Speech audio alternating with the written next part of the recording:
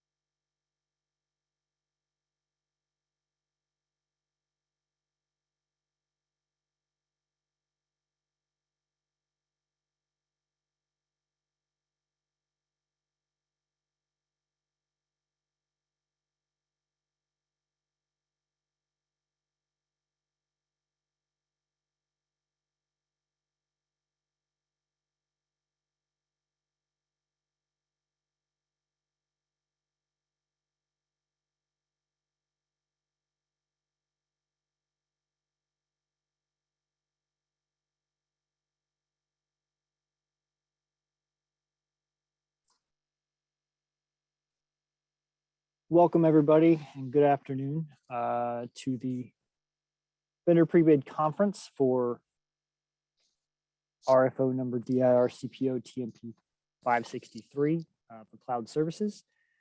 We're going to go ahead and get started. I think most of everyone that registered is here, so we're going to go ahead and kick this off. So welcome. A few items to check off at the beginning. Change your audio by switching between computer audio and phone call. All attendees are muted for this conference. You can click to raise your hand icon to confirm your audio levels. Let's go ahead and do that. Can everyone hear me? If you would indicate. Okay, it looks like most everybody's good to go. Okay. Regarding questions, there's a Q&A button. If you'll submit all your questions there. If I will say that we may not answer some questions here. We'll wait and answer those in the addendum, the Q&A addendum, that in case it may require internal discussion. Next slide, please. Here's our panel for today. I am Jared Fortenberry, the procurement lead on the right. We also have Teresa Williamson, the Hub Program Manager, Marie Cohan, the Program Administrator for Statewide Digital Accessibility. She'll be discussing EIR portion, and Beth Perry, the Manager in IT Application Development, and she'll be going over the bid stamp submission process. So here's our agenda. We're going to do a brief overview of the solicitation, the documents, and some other information. We're not going to go into a deep dive into technical aspects or details. So our RFO, we're going to discuss obviously an overview, contents, scope, the evaluation criteria, the term of these contracts, the schedule, your hub subcontracting plan, pricing sheet, and your accessibility information. We're going to talk about some general information. We're going to talk about the bid stamp vendor information system portal, where you'll be submitting your responses. We're going to talk about what is needed with your response, the mandatory submissions, so we don't get any disqualifications. Then we're going to take a break, about 10 minutes, and you can submit your questions during that time or during the presentation. And then we're going to come back and answer some questions. And we will have a record of those, and those questions will be answered again in an addendum that'll be posted after the conference. And then we will end the conference itself. Next slide, please. An RFO overview. So the purpose of this solicitation is to solicit responses from vendors to provide cloud services to the state of Texas, acting by and through the Department of Information Resources. This is a resolicitation or a rebid of the prior solicitation for cloud services, DIR-CPO-TMP-563, and DIR may make multiple awards from this RFO. Looking at our sales history, the cooperative contract program sales, or excuse me, the cloud services sales has grown pretty quickly over the course of the prior contract. So in 2018, total sales across all sectors is about 1.8 million, then up to almost 6 million in 2019, then up to almost 10 million in 2020, and now about 15.5 in 2021.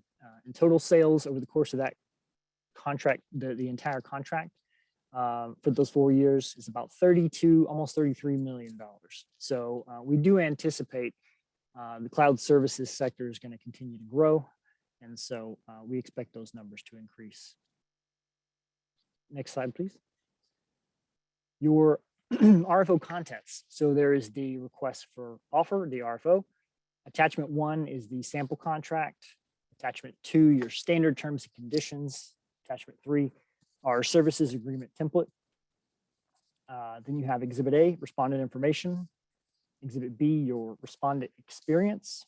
Your contract marketing and support plan, Exhibit C. Exhibit D, your pricing sheet. Exhibit E, your reference form. Exhibit F, your EIR, your VPAT. F, G, and H are all EIR documents, your VPAT, VADSIR, and PDAA. And then Exhibit I, your HSP, your hub subcontracting plan sample form.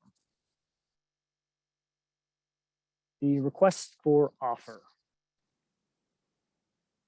So it'll include this, some important information, your information regarding the vendor information system portal. It'll have the scope, pricing information, your submission requirements, evaluation, negotiation, and award details are also included in the RFO. The term of these contracts, you can find that in section 2.7. The term will be 2 years commencing on the last date of approval by DIR and vendor. So when DIR executes the contract, it'll be 2 years from that date.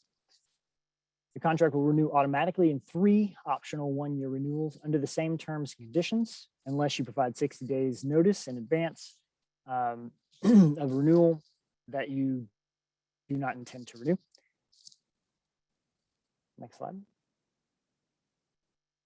Here is our RFO schedule. You can find that in section 3.3. We posted on February 25th. Today, March 9th, is the pre-proposal webinar. Questions will be due March 14th at 5. We had heard from a few people having issues with finding or accessing the solicitation on Bidstamp. I believe we've resolved those issues. So I would recommend going and checking. If you want to submit your questions there, that's the best place for them to be answered on the addendum. I intend to have responses to questions posted by March 18th. The deadline for references and submitting your responses is April 8, 2022 at 2 o'clock. Please don't wait until day of. I would recommend sending it in plenty of time so you don't have any issues. We don't want to run up against that deadline and not have something that's mandatory submitted. And then evaluation of responses, oral presentations, if we have them, negotiations and contract execution will begin from April 9th onward until we award all of those that are going to be awarded. Our evaluation criteria, you can find that in section 4.1 of the RFO. So incomplete response packages will be rejected. The financial review and HSP review will be handled on pass-fail basis. The failure to provide your DUNS number can result in disqualification. Pricing. So respondents must complete and submit Exhibit D, the pricing sheet, and include a minimum discount for your itemized or your line services to qualify for award. If you do not submit a price sheet with that discount, your response will be disqualified. Only responses that receive a passing grade will move on to the qualitative analysis, your section 4.2, our weighted criteria. So vendor history and experience will be 65%. Your vendor contract marketing and support plan will be 35%. And on Exhibit B, where you're listing your experience, there's information regarding providing specific experience for the different categories that we're including in the scope. Next slide, please. Exhibits A, B, and C. So Exhibit A is your vendor information. You have to fill it out in its entirety. It needs to be signed by an authorized individual for your entity. And please, if you have canceled contracts, complete the attachment that goes along with Exhibit A. Exhibit B, your vendor history and experience. You need to indicate the cloud service categories, like I mentioned earlier, for which your response is being submitted. And we'll go over those in just a minute. And you need to provide a detailed response to each question, detailing your history and experience and providing the products and services proposed.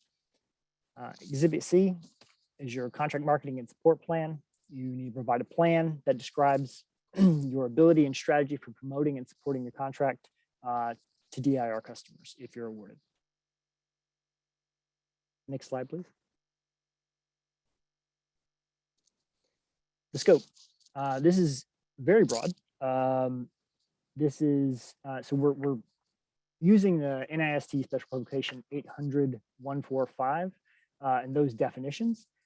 The categories from that we are including are infrastructure as a service, platform as a service, and cloud broker services. Miscellaneous as a service obviously is not included in that publication, but we use that to categorize cloud service offerings that may not fall under infrastructure, platform, or broker services. Also, related services may be put on your price sheet. They need to be related to other services that are being provided. Then they can't be standalone. They're value-added service that you can perform related to the products or services proposed. They include, but are not limited to, product and operating system image installation, deployment to customer location, et cetera, et cetera. You're encouraged to bid any or all a combination of the services or service categories listed above in your proposals. You don't have to bid on everything to be awarded. If you specialize in one area, that's fine. Just bid on that area that you are familiar with and you work within. Next slide, please. So there are some exclusions from the NIST definitions.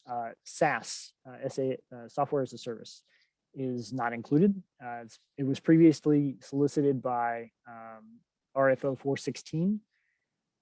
Similarly, cloud assessment services are not included. They are explicitly excluded from this solicitation as they are included on Rfo 553. And so they are already covered. Next slide, please. With that, I'll turn it over to Teresa. She's going to go over some hub subcontracting information. Good afternoon, everyone. My name is Teresa Williamson, and I'm the Hub Program Manager. Next slide. We are going to talk about your Hub Subcontracting Plan, or your HSP. A sample form is included in the bid package. All respondents must complete the form and print, sign, and submit the signed HSP with your response. Be aware that a signature is required on your HSP. Next slide. All respondents are required to submit an HSP. Failure to submit a completed HSP will cause your response to be rejected. This is a pass or fail item. There are 3 ways to complete your HSP. You will self-perform, meet or exceed the hub goal and complete method A, or not meet the hub goal and complete method B. The hub form does include specific instructions on the first page for how to meet those good faith effort requirements. Next slide. The hub goal for this RFO is 26%. So if your proposed subcontracting meets or exceeds that 26% of that hub goal, you will complete method A. Be sure to identify all hub and non-hub vendors that you will be subcontracting with. Include your anticipated dollar amounts and expected percentages. So for method A, you will complete sections 1, 2, 4, and method A. Next slide. If you are going to subcontract below the hub goal, you will complete method B. Be sure to solicit a minimum of 3 hub certified companies and 2 minority trade organizations. You must allow them 7 working days to respond to you prior to the due date of this RFO. Include your outreach to these entities with your HSP submission. So for method B, you will complete sections 1, 2, 4, and the method B. Don't forget to include those approximate dollar amounts and percentages, and of course, your signature. Next slide. If you will be self-performing, you will complete sections 1, 2, 3, and 4. In your self-performing justification, you will identify how your company will fulfill this contract with its own staff, equipment, and resources. Please don't say that you'll subcontract in the future or if you need to. Just simply tell us how you will perform with your own resources. Next slide. This is our contact information. The Hub office will provide a complimentary review of your HSP prior to the due date of this RFO. You must contact us no later than that 7 business days prior to the due date. Thank you. Thank you, Teresa. Okay, we're going to go over pricing information. So the pricing sheet that is included with the RFO documentation has 7 tabs. The first one is instructions, explaining obviously how to fill out the price sheet. And then you have a tab for infrastructure as a service, a tab for platform as a service, a tab for miscellaneous as a service, and also a tab for cloud broker pricing. And then tab 6 is related services pricing, and then 7, volume discount if applicable. Enter your prices for each item service your company would like to offer within the applicable tabs. All service line items should be entered on the pricing sheet rather than on DIR's automated pricing form online in BidStamp BIS. So services should all be on the pricing form that was submitted with the RFO or posted with the RFO documentation on ESPD. Next slide, please. So mandatory elements that we need on your pricing spreadsheet.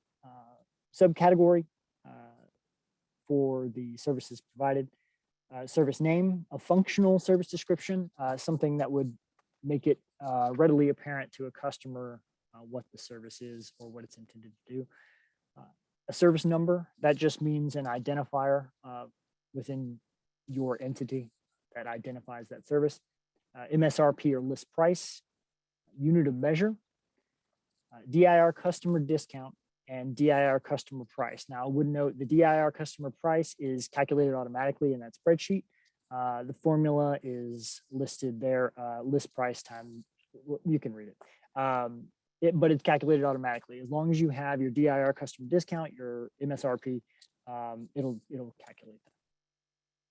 Next slide, please. Our standard terms and conditions.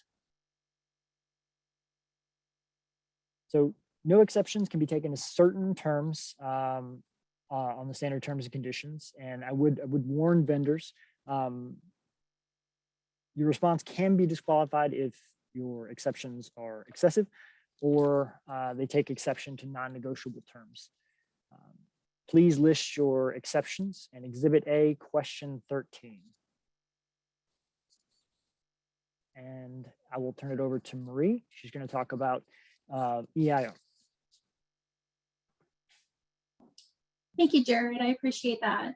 Hi, this is Marie Cohan. I am the Statewide Digital Accessibility Program Administrator, and I'm relatively new in this role. So first, let's see. Sorry about that. Let's start with a little background. The Texas Government Code requires state agencies and publicly funded institutions of higher education to comply with EIR accessibility standards. And I should have mentioned that on the last slide. You'll hear me refer to EIR, which is Electronic and Information Resources. The purpose is for the general public and state employees to have the same access to government information and services, regardless of ability or disability. The requirements are defined in the Texas Administrative Code and conform to the World Wide Web Consortium 2.0 AA technical standards. Accordingly, DIR requires all vendors to provide accessibility documents in response to this procurement solicitation. And we'll talk about those on the next slide. Depending on your offering, you may be required to provide 3 types of documents. For this RFO, respondents are required to submit, and I believe all of these apply, accessibility conformance reports, which are created using a voluntary accessibility template or VPAT. These are required for all commercial off-the-shelf offerings, including like software as a service or platform as a service, and those are on Exhibit F. Vendor accessibility information request, or also known as a VATSR, is required for non-COTS or commercial off-the-shelf development services, for example, web application development, and those are in Exhibit G. Policy-driven adoption of accessibility self-assessment, or PDAA. This is a tool for your organization to gauge your maturity, and this is required for all responses, and that can be found in Exhibit H. And I'll give more detail on each. Next slide. So for the VPAT or ACR, Accessibility Conformance Report, it must be created using VPAT version 2.3 or higher. If you have an ACR created using an older VPAT version for a product that hasn't had updates or had new releases since January of 2019, that is acceptable, but we ask that you check to make sure. These should be included in the pricing sheet. If a VPAT is not applicable to any of the products or services, please make a notation in the submission to let us know. Next slide. For any non-COTS development services, for example, website application or integrated solutions, we are looking for a thorough description in the VATSR of accessibility activities, training, tools, corrective actions, alternate methods, for example, a call-in line for assistance, and links to websites with examples. If a VATSR is not applicable to your offerings, please make a notation in the submission to let us know.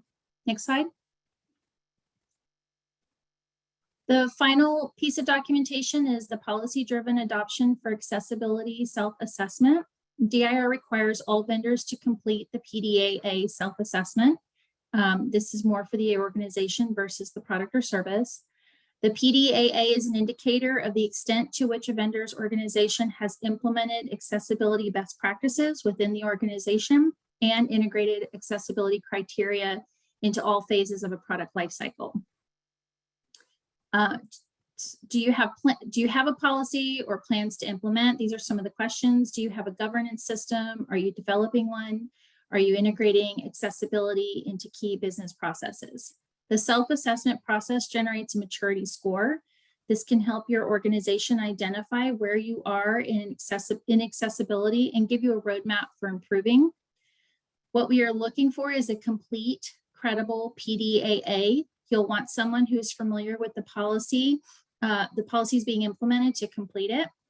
If your organization does not have a high level of maturity, that is okay.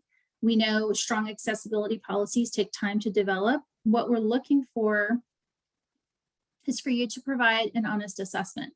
You can provide comments that explain your current state and make notes about plans for improvement. Next slide. These are some resources to help you. Some of these are on our website, and also we've included a VPAT template. Next slide.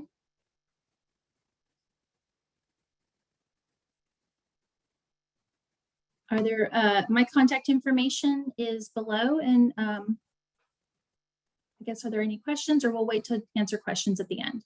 Yeah, we'll do questions at the end. Thank you, man. Thank you. So we're going to go over some general information, and we'll also talk about submitting your responses. So whenever you're submitting questions, I would say for the bid stamp portal, please include the section number and page number so that it's easy for us to identify the section of the RFO that you're referencing. You can submit your questions electronically. We already kind of went over that. People are already submitting them using the Q&A button.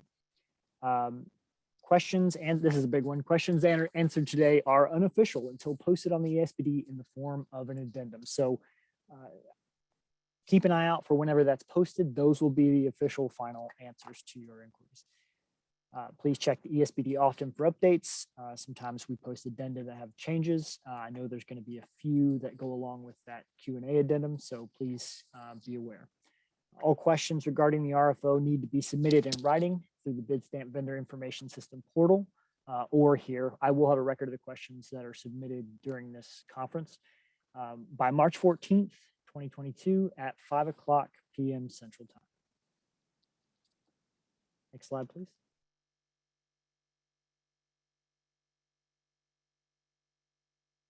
Disqualification of offers, some things you want to be aware of. Failure to sign your vendor information form will result in a disqualification. Failure to complete your financial information, including your DUNS number. Failure to complete a historically underutilized business subcontracting plan, your hub plan. Failure to submit on or before due date and time. That is a huge one. Please do not wait until an hour before. Sometimes there are issues. Make sure that you allow yourself enough of a buffer that you're not going to be calling at 1:59, because at that point there's not a lot we can do. Please give yourself time. Contact with DIR employees regarding this RFO other than designated contacts. Vendors and all vendor representatives shall not discuss the contents of the RFO with any employees or representatives of DIR other than designated contacts. Failure to observe this restriction may result in disqualification of any related response. If you have any questions, we're gonna post the contacts for Hub and for Bidstamp, and if any other inquiries, send them to me, please. Delivery of responses. Any vendor responding to the RFO must submit the response through the Bidstamp vendor information system. So here are those contacts. Any inquiries regarding the RFO, you can submit them to me, Jared Fortenberry, at the email listed. For the VIS portal, Bidstamp, you can submit them to Beth.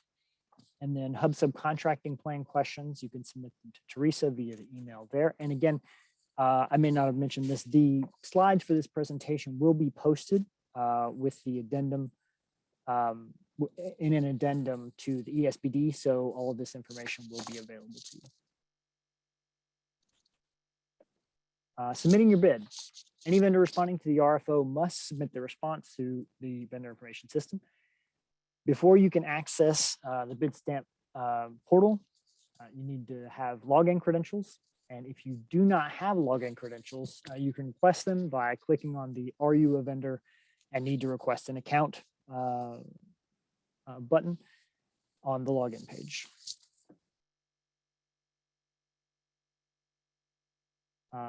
Persons with disabilities seeking accommodation under the ADA in responding to the solicitation can contact me.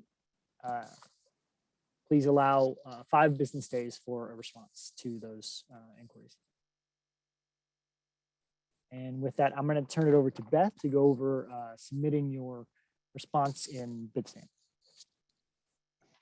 Thank you, Jared. So my name is Beth Perry. I'm the manager of the IT Application Development Department here at DIR. And as such, I am the IT owner of Bidstamp. When you do get your account, this is what your homepage will look like. The first thing I would ask is that you click over on the left where it says My Account and double check the name of the vendor and make sure that it's spelled right. And because I'm taking it off the tickets that you submit, and that your vendor ID, your vendor tax ID is accurate. To look for open solicitations, then you click on the open solicitation button there in the middle. And go ahead and go to the next page. Oh, and next slide. Okay. And this is what you'll land on. You'll land on something that says all open solicitations. And I believe right now this solicitation is the only one that's on there. It's the only open one. And if you are creating a new response, you click on the solicitation number and it'll take you to the detail page. And that's where you can start your response. I'll go to the next page. And this is what a new response looks like. So it, in the top section, it details some of the deadlines and the dates that Jared has already addressed to you. And there's a spot there for RFO questions. There is, on this sample one, the button isn't there, but if Jared allows for questions to be submitted through Bidstamp, there will be a button there where it says RFO questions that says new question. And you can submit as many as you want prior to the deadline. After the deadline, the button will go away. Go ahead, next page. So once you create your response, the second time you come in or the next time, you'll just be clicking on the button then that will say view response. And that will resume you being able to add your documents. There's the ask the question button. Again, that will disappear after the deadline. There's a subscribe to solicitation button, which I think everybody, as soon as you get your Bidstamp account and you elect to receive notifications, click the subscribe to solicitation. And if whenever he makes any addendums, you'll be emailed directly. There's also a button there on the front page where you can click on to go to the ESBD to see the solicitation and the documents again, if you need to go back to that.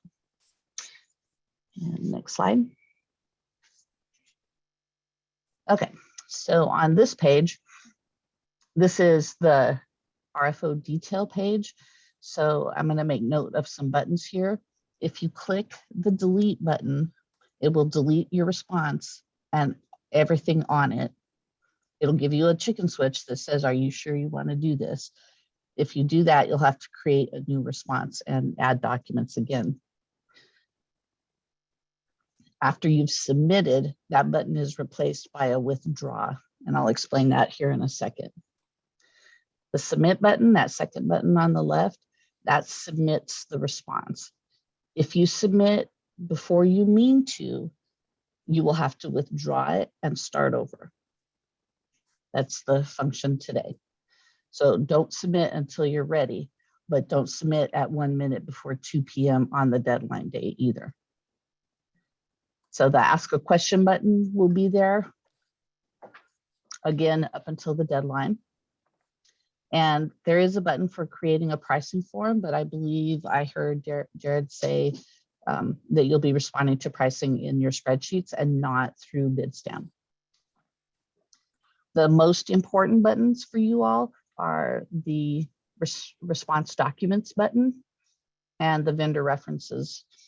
So for the vendor reference, you click new, enter an email address, and then hit send, and that will send a reference form to the email address of the person you sent the reference request to. It won't come back to you. It will go to, I think, to a DIR email box for references for this RFO. And then the most important button is the documents, because your submission for this RFO is going to be all documents. So go ahead and go to the next slide. So when you're, and I guess go back one, I'm not sure if this part is for me or not, but when you click new, you're going to type in the name of the document and browse on your local drive for the document that you're uploading, and you'll choose a document type, and it will, the types available will be Appendix A, Appendix B, Appendix C, signed HSP. I think there's one for VADSR. I think there's one for VPATs. I'm not sure about the PDAA, but there's also another, but there's several choices on that document type. And then you'll click save or upload, and then the documents will start uploading that way. So again, type the name of the document, browse for the document on your local drive, and then select the document type and upload. The document name of the one that you're uploading from your drive needs to be a unique name and no special characters other than underscores. I think underscores and hyphens. And go ahead, go to the next slide. And Beth, I'll go over this page. Okay. Thank you very much. Yep. So mandatory submissions, you must provide the items below or the response will be rejected. Our hands are tied. You need to make sure all of this is in your solicitation. So Exhibit A, your vendor information, that is going to be signed by your authorized representative. The Exhibit A canceled contracts attachment 1 and 2, if you have any, then it has to be submitted. Exhibit B, your vendor history and experience, that's for evaluation. Exhibit C, your contract marketing and support plan, that is also for the qualitative evaluation. Exhibit D, your services pricing sheet must be submitted. Your vendor service or licensing agreement, if they apply. Edgar certification form, any addendum requirements, check the ESBD for those. We're going to be, if we post those, any addendums that are posted are going to have a signature block, and you need to acknowledge those and submit those with your response. So they need to be signed and included in your response package. And then finally, your hub subcontracting plan, and that needs to be signed. Let's see, next slide, please. So what we're going to do from here is we will take a 10-minute break. Feel free to submit questions to on the Q&A button, and we will, once we come back, we'll try to address as many of those questions as we can. Any questions that either are not answered or we don't have time for will be answered in the Q&A addendum. We will have a list of all questions submitted during the presentation. So feel free to submit those now, and we will be back in 10 minutes at, it looks like, let's say 1:49.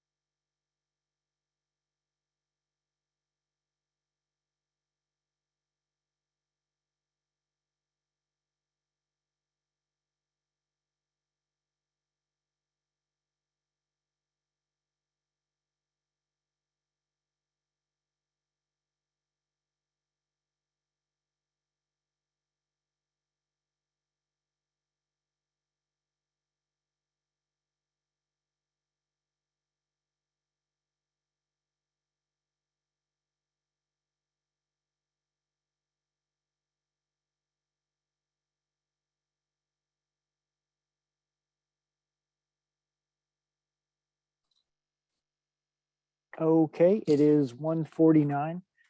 So with that, I'm gonna go ahead and start going through some of these questions. Looks like that first one is just a question about audio. So let's see. Exhibit E vendor references shows 11/19/2020 as the reference deadline to DIR. I am aware of this. So that date is listed in error. What will happen is we'll revise that date, we'll update it in the addendum that's included, the Q&A addendum. We'll make that change. That second question, so section 4.2.2 requests 3 references for each technology category. Can the same reference contact be provided for different categories if the vendor provides multiple services to a given reference? Yes. So if you have a reference where you provide services that fall under multiple categories, that reference can satisfy that requirement for multiple categories. Are electronic signatures accepted, or must they be scanned wet signatures? We do accept electronic signatures. However, I would say make sure that the document has no issues. The safest way to do it in my mind is to scan it, sign it, but you are able to do that. So, And Jared, for yes. the hub subcontracting plan, we also will accept electronic signature, but again, make sure that there's no issue with it. Yeah, we do sometimes have PDFs that come over, and you know, our respondent swears they had their electronic signature on there, but it's not on there. And if that's not signed, there's nothing we can do about it. It's non-responsive. So please be cognizant of that. So where was I?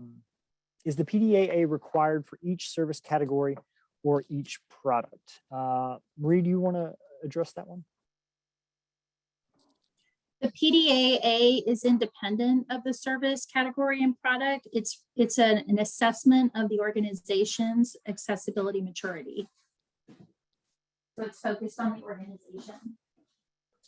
Thank you. Next question regarding the RFP, Rfo. Will the state go with the provider directly or through resellers? It may depend on the situation. I'm going to defer on answering that question, and we will include a response with the Q&A addendum. What percentage of the cloud service is professional services versus commodities such as cloud infrastructure as a service? I don't have those numbers or that breakdown here. I'll see if there's any information that we can release, and then we'll, if we can, we'll post that with the Q&A addendum. Next question, oh, it's moving. Sorry, as people are typing questions, my screen is moving here. AWS holds contract DIR-TSO-4221.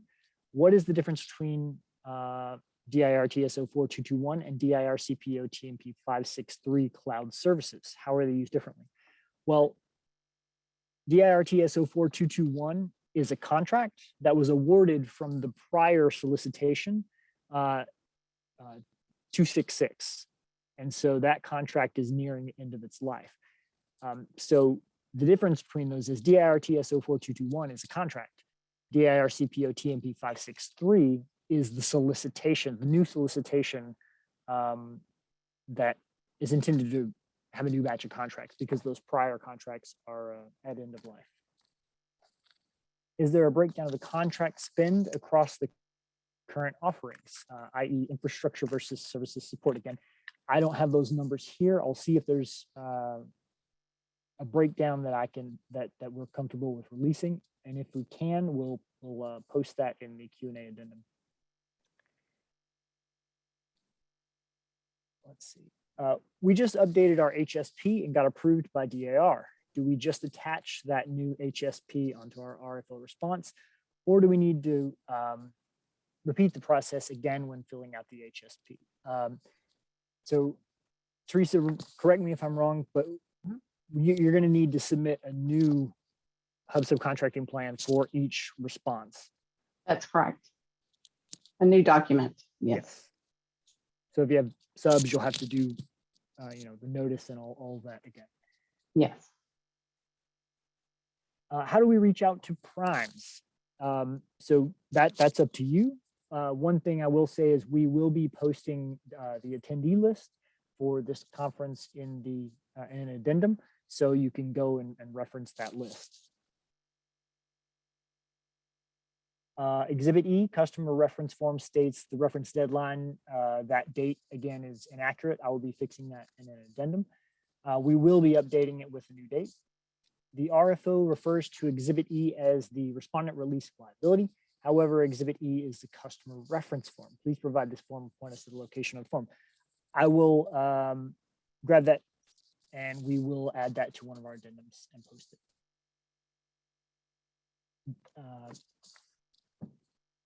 So how is this different from the State Cloud PCM contract Rackspace?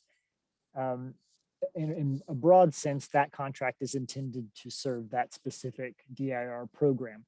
With this cooperative contract, our customers can go directly to the vendors that are awarded, and they can basically, their own projects are in their own hands.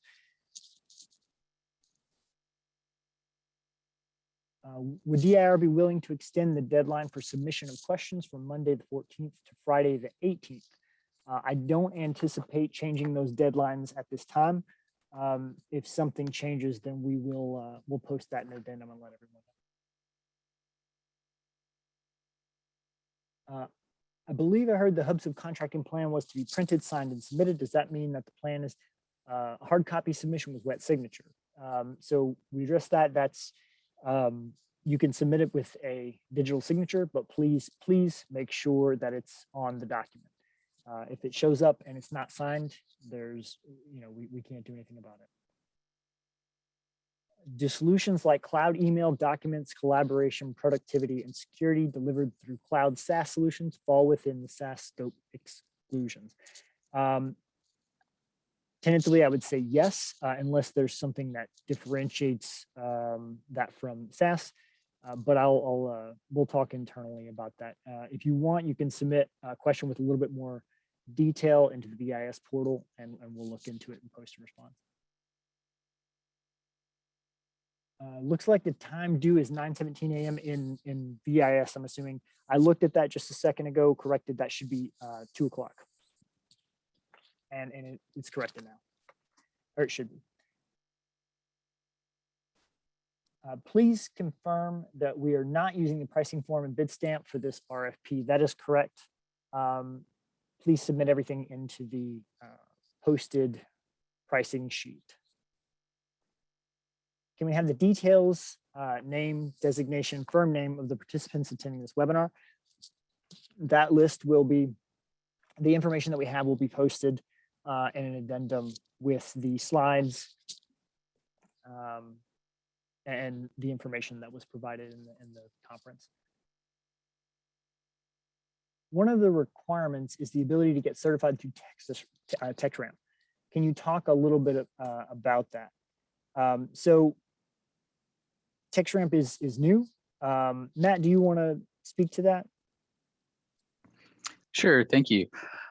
So the TextRamp considerations apply to state agencies, public institutions of higher education, and public community colleges. So if you are selling to any of those entities through this mechanism, then you will need to take the Texas Risk and Authorization Management Program into consideration. We have more information available on our website at dir.texas.gov/tx-ramp. You can also get there just by searching from the homepage. But that is an important thing to note, that it applies to a specific segment of the potential broader customer base. And again, that's state agencies, institutions of higher education, and public community colleges. Thanks, man. Edgar certification, I think that was listed on this presentation in error, so that shouldn't be a consideration. We should be good as far as Edgar is concerned. Will chat be enabled once the presentation is completed? I would like to connect with any prime vendors in attendance today via the chat feature. So again, we'll be posting that list of attendees to the ESB along with the slides, so you can reference that list. are you able to give any sense of the types of applications that will build on the clouds, that will be built on the cloud services that you are seeking from this RFO? So that'll be customer dependent. We're soliciting for a broad spectrum of cloud services so that we can meet the needs of the customers, and those are very diverse. So let's see. Same question about chat being enabled. Again, we'll post that list.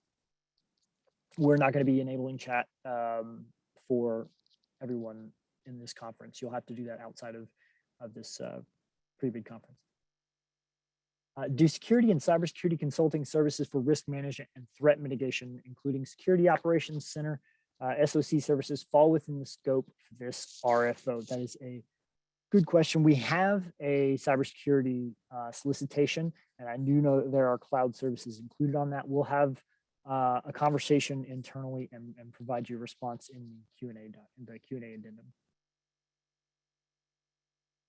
Are respondents able to be a prime vendor as well as be a named reseller to another prime vendor's contract? I'm going to defer on that one, and I'll speak internally about it, and we'll provide a response in the Q&A. Let's see. How many contracts were awarded on the previous opportunity? 266. How many awards are anticipated on this contract? I don't have an exact number. I want to say it was around 30, but I'll double check and check those contracts, and I'll post some information in the Q&A addendum. Let's see. Can we get a recording of this session? Yes, we will be.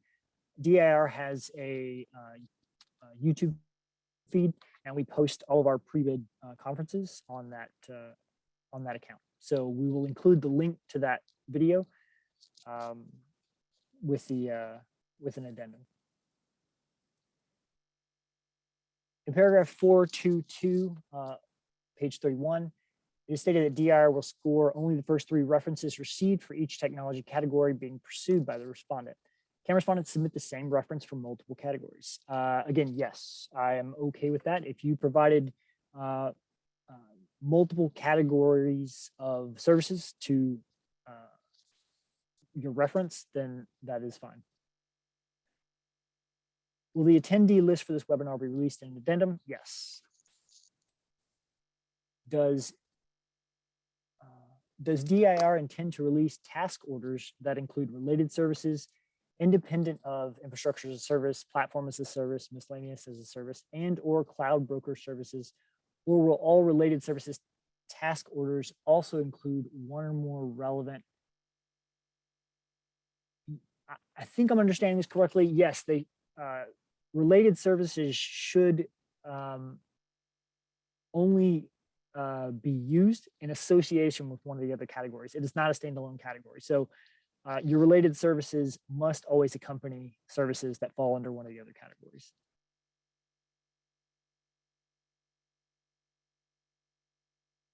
The mandatory submission slide states that vendor service or licensing agreement, if any, is a mandatory submission. In the bidders conference, you clarified with if they apply. Can you help us understand how we should determine if a licensing agreement would be applicable if you use one? And if it would be required for services, it needs to be submitted so that we can review it and negotiate those terms.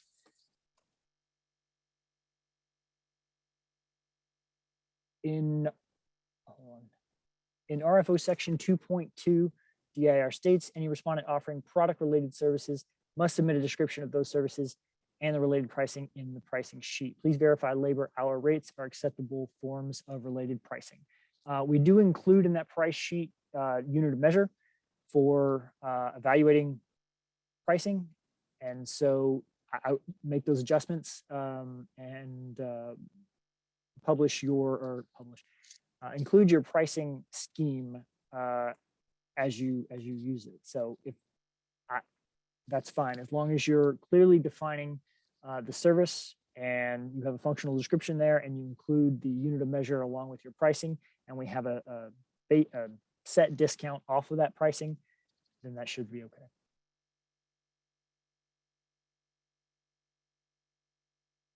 Let's see. Regarding Exhibit D, many may offerers supplement this exhibit with an additional attachment to further define the related service description offering. You can include additional information if it's,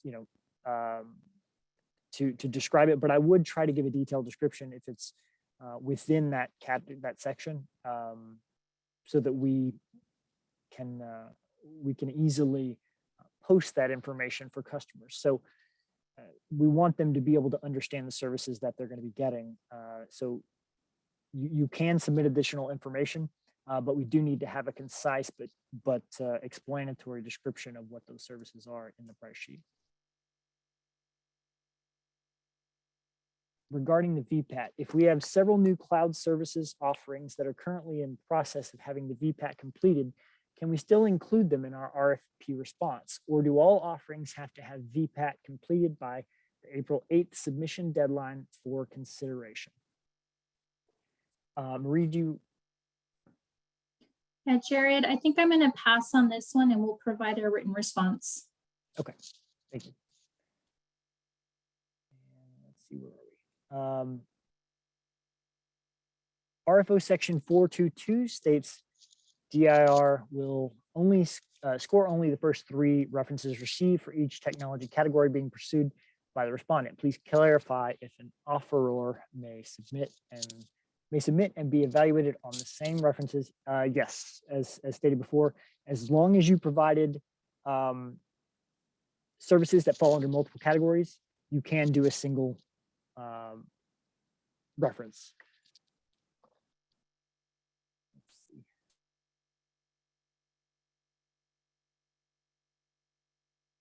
RFO section 2.3 pricing states, for the purposes of obtaining pricing and evaluating the responses to this RFO, the cloud services shall be priced and discounted as contained in the Excel spreadsheet attached as Exhibit C to the posting. That should be Exhibit D. For this RFO and RFO section 2.3 pricing states, respondents must submit the Exhibit C spreadsheet. Failure to respond as instructed may result in respondent's offer being disqualified from further evaluation. The pricing spreadsheet is Exhibit D. Will DIR please make this change to the RFO language? We will make that adjustment in an addendum. Section 1.3.3 Information Technology Acquisition. Paragraph B states, customers contact the successful respondent for product and/or services and pricing information, negotiate their own service level agreements and additional terms and conditions. I see the presentation slides that you do allow respondents to submit their own SLAs to DIR for review as part of respondents' proposals. Can you confirm that it is not mandatory that vendors use DIR's RFO Word doc file titled 04 Attachment 3 Services Agreement Template? Yes, it's used as a general reference. You can use it if you have a document that you use. You can send it for along with your response. Exhibit E, vendor references document instructions state reference deadline to DIR no later than 11/19/2021. We will change that deadline language that is listed incorrectly. It says to match the RFO reference deadline of 8 April 2022. Yes, that's correct.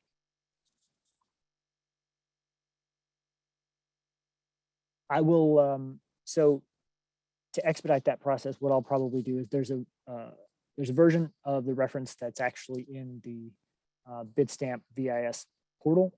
I'll update that version and then we will send out an addendum that also posts it to the ESDD.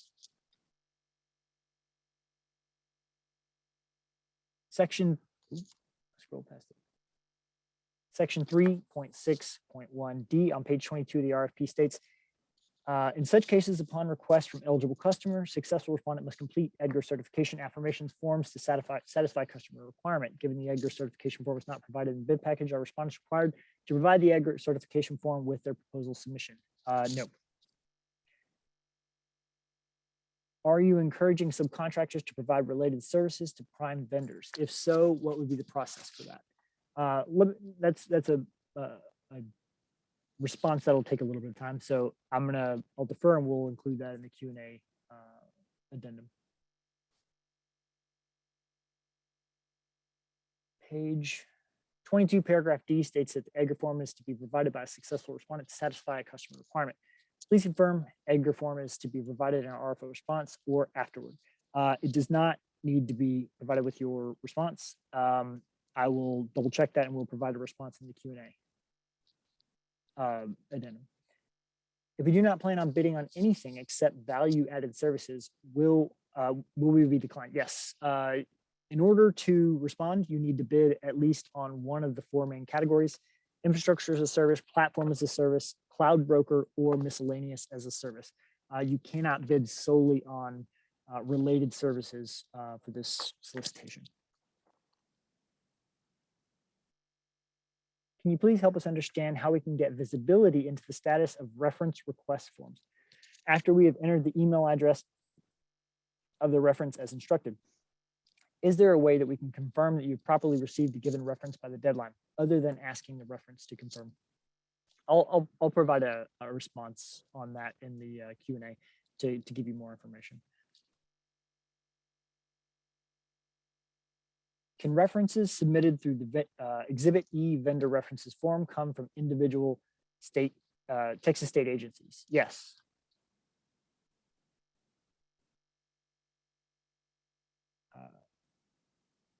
Could you please talk about the text ramp requirements? Will provisional certification be accepted for this response?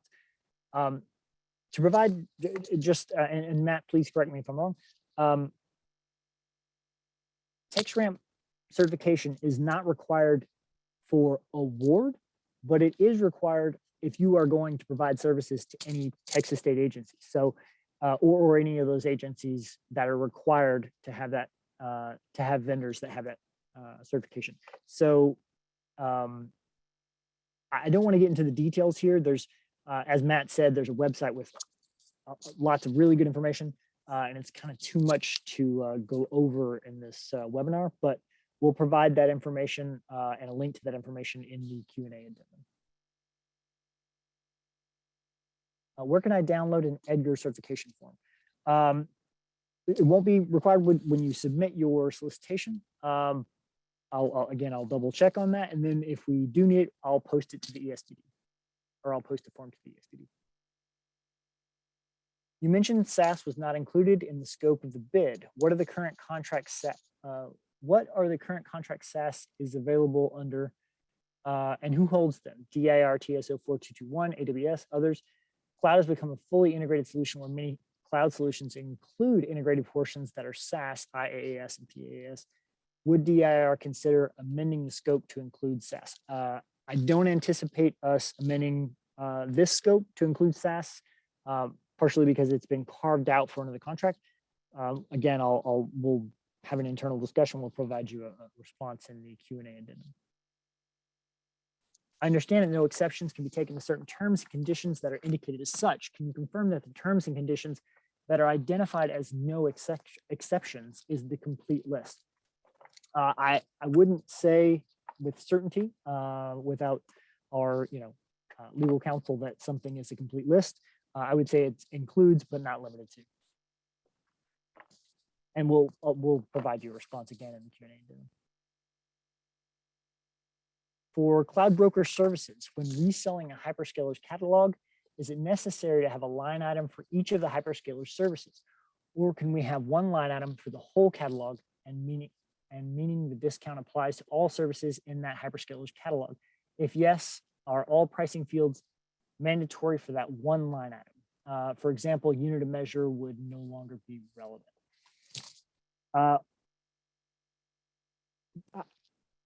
Let me defer on that one, and I'll give you a response in the Q&A addendum. Will we receive a list of all the attendees to this webinar? If so, how will we access it? That will be posted in an addendum to the ESPD within a few days of this solicitation, along with the slides and a link to the recording. Could you please clarify when the pre-bid attendee list is to be published? Again, I would I don't have an exact date, but it should be within the next couple of days. If this contract intends to be purely commodities based, how will a contractor other than a cloud services provider be able to offer competitive price to DIR while meeting the hub goals? By fracturing the spend, DIR will not get the best available discounts on IaaS, SaaS, platform as a service, etc., as the spend will not be aggregated in a single reseller, mitigating discount tiers for volume. I'm going to defer on that one. That's a big question, and we'll provide you a response in the Q&A. Will lack of references in each technology category cause a disqualification? No, we won't disqualify you for having less vendors, references. I would provide all that you have. It most likely would result in a lower score if you can't demonstrate, say, for example, experience. So if we have other cloud services offerings that are currently available on another DIR contract, but also fit the criteria outlined in this RFO, can those offerings be included as long as they're not SaaS or cloud assessment services, i.e. can I have the same solution on multiple DIR contracts? So that is a question that was asked sort of earlier regarding cybersecurity. That's a question I'm going to have an internal discussion about, and we'll provide you a response in the Q&A addendum. Are we releasing user counts? I might need a little more detail on that. And I would say for a co-op contract, that if I'm understanding that correctly, that's a difficult number to have because each of our customers it's not like I would say I don't think we have that information, but if we do, I'll post it, or if we can, I'll post it. When you say electronic signature, do you mean DocuSign or equivalent? I would say equivalent is fine. We've received signatures in different forms.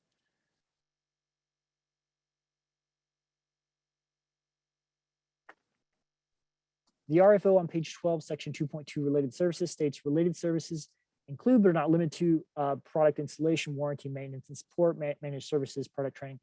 Can cloud operations services, e.g. cloud migration services, cloud system architecture services, cloud security services, cloud data modernization services be proposed as a related service? If not this solicitation, then which solicitation should DIR customers use to obtain cloud operation services? So like I said earlier, for example, cloud assessment services is specifically carved out for DBITs. I would say tentatively that those services could be provided on this solicitation. I'll clarify and post that response in the Q&A addendum. The HSP must be filled for each service, even if you won't be using a subcontractor for any service category. Marie? It wasn't. Oh, I'm sorry, HSP Teresa. question? Yeah, sorry, my bad. Okay. It must be filled out with each service, even if we won't be using subcontractors of any. Okay, so you can actually get guidance on how to complete your hub subcontracting plan from the hub office. You can contact us directly. Your form is required to be completed. So just reach out to us at the information that was listed. It's dir.hub@dir.texas.gov. We can assist you with that. And if I could add on to that, I would highly recommend that you do that. There's certain things that you can sort of not do correctly on an HSP that can essentially torpedo your response. And so it's best to have the people who know what they're doing provide you that assistance so that you make sure all the time that you spent making your response is not in vain. You mentioned early in the call that SaaS products are to use Rfo 416, not this one 563. That is correct. My questions keep getting pushed to the bottom of the list. Can you address them, please? I'm taking them as they come. Let's see. Where are we? The RFO clearly states that only the first 3 references received will be evaluated. please clarify if 3 references would be evaluated for each service model category, meaning up to 12 references would be evaluated. You can have up to 12. It depends on how many categories that you bid on. But yes, 3 for each category. And again, I don't have a problem with a reference serving sort of dual duty. So if you have multiple categories of services that you provided to a reference, I don't have a problem with them speaking to both. Are respondents required to send reference requests to our customers through Bidstamp presented earlier in this presentation? Is it required? Let me confirm, and then I'll post that response in the Q&A. Please disregard. What if our cloud services solutions are already accessible to DIR's constituents via a current branded contract with the same pricing terms? What differentiates this cloud services contract? So that's a similar question as to the cybersecurity question that was asked earlier. Again, we'll have an internal discussion and we'll make sure that we're providing you a clear response in the Q&A addendum. Are only 3 references accepted and evaluated for the entire solicitation, or is it 3 references for each category? Are prime bidders required to submit software publisher license agreements for every publisher that the bidder is offering? Software publisher license agreements. Let me have a conversation about that internally, and we'll post a response. Will you be responding to questions on a rolling basis or all at once? On a rolling basis, and that is actually the last question. So with that, I appreciate everyone's time. Again, you still have several days to submit questions to the vendor information portal. Please send those. There's going to be quite a few, I think, and we'll post those in an addendum. And we'll make sure that we answer them all. But from here, can I get the next slide, please?